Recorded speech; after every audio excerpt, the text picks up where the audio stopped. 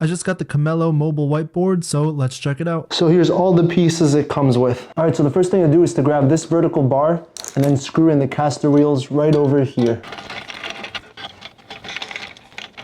Just like that, and then do that for the second bar.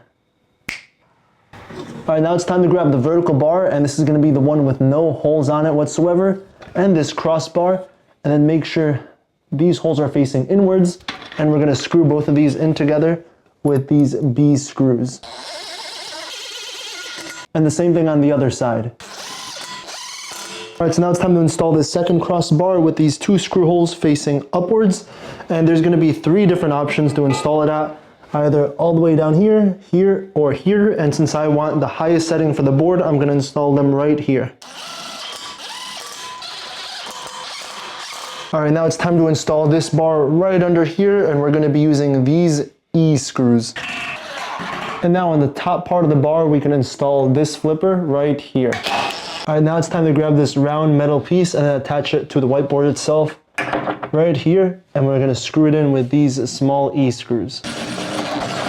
And then same thing on the other side. All right, so now it's time to put the whiteboard right on top of here. And this will lock into the grooves, and now we can put the cap right on top, followed by this pin right here.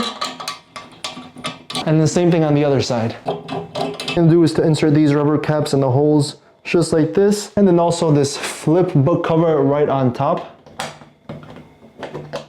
And then finally this marker holder, which also serves as an eraser from the back. And this just attaches magnetically. All right, it also does come with a timer, so I got the back door open, and then I could just insert one of my batteries I have.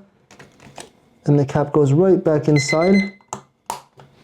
And here it is, and this can stick on to the board just like that since it's magnetic on the back, or I can place it right inside here. And this grips it really nicely just because all around is gonna be rubber.